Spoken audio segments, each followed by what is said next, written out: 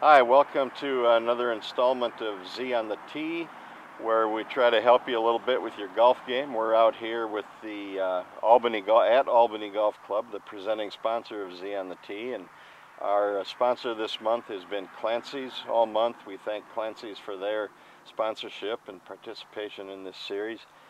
Tim, we're going to talk about putting. We went over some putting a few weeks ago, but a little different this week. We're going to talk about those short putts, those 3-footers, those 4-footers that a guy will stand over and his knees will shake a little bit because the perception is it's such an easy putt. How could I possibly miss it? But there's a lot of those putts missed. As we approach those putts, those 3-footers or so, what do we want to be thinking about? How do we want to approach those? Well, there's a couple different things that I try to concentrate on short putts, Doug. The first thing is I try to stay down and make sure that I do not move on the stroke. When I watch a lot of people, my amateurs out here, and they miss 3-4-footers, they always seem to raise up and come out of the putt. So on a short putt like that, I try extra hard to keep my head down and stay right there and hit it. I mean, then the other thing, that's sort of one of the things I think about, but the other thing is confidence on something of that.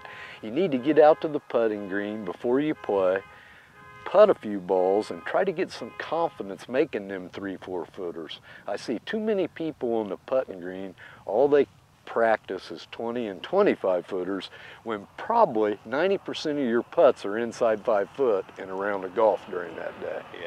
Yeah, those short putts, they count the same as a 300-yard drive. You're absolutely right. I mean, very important. It can add up to 4, 5, 6 shots around easily, making 5-footers in a round.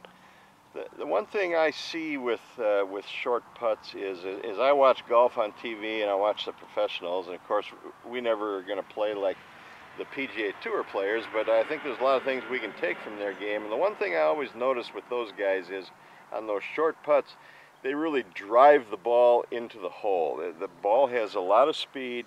They don't baby those shots, and I think there's just a kind of a very offensive mindset about those putts. We talked about lag putting a few weeks ago, and to me that's more of a defensive putt where you're just trying to get the ball close. But I think the approach probably should be take a very aggressive approach on these short putts, right? Yeah, as long as you've got the ball in the right position where you're putting uphill or where it's not going to get away from you, very important to be aggressive on them. And I try to take as much of the break out of them as I can if I've got a nice uphill putt at it. Like, if you get side hill and a little bit downhill, then you have to kind of back off a little bit. But when you have it in the right position, 3-4-footer, I want to bang it right in the hole. Yeah, and that's what you see the pros do. You'll see the pros hit that ball, they'll drive it right into the back of the cup, and it'll almost bubble out and fall down. But well, they put the ball with such overspin too. Compared to a lot of us, we kind of hit down on it. It has what you call a little bit of skip and slide. Them guys, when it comes off the putter, there's overspin all the way. I mean, and then when it gets to the hole, it just nosedives in there. Well, okay, we're going to go out to number 6 here at Albany Golf Club, and we're going to hit a few of those short putts and see if we can practice what we're preaching here. Okay, Tim, we're out here at number 6 at Albany Golf Club. It's a par 3, about 80 yards or so? About 180. And we've got about a 5-foot putt. This is the scoring zone. This is where you need to make some of these putts to really save yourself some strokes. And, I was reading an interesting stat a couple of years ago.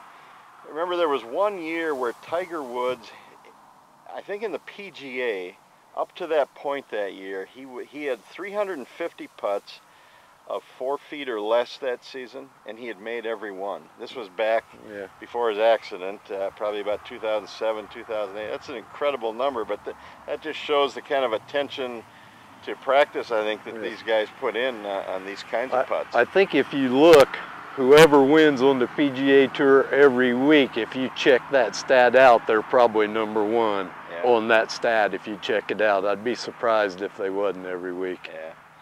Okay, well, we've got about 5 feet. We'll have you go first and show the way. And Okay, little 5-footer here. I'm going to try to be aggressive with it. I'm going to try to hit it inside the right edge, but I'm going to just try to make a nice short backstroke, accelerate through it, and keep my head down and stay there and hit it.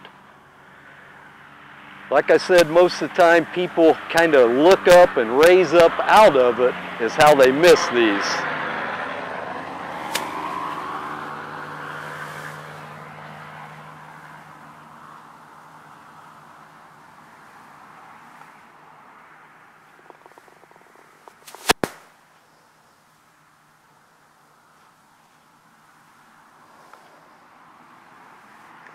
A little bit hard on the second one, hit it through the brick. I think the one thing a lot of people make a mistake on these putts, and really any putt, is they don't get the ball to the hole. How many times are you playing with a guy who has a 4 or 5 footer and he leaves it 3 inches short of the hole? It's got no chance. So I think you definitely want to hit it with enough speed where if you miss, okay, you roll by about 15 inches or so, and at least you've given yourself that chance. So definitely important that you get it there. Okay, let's see.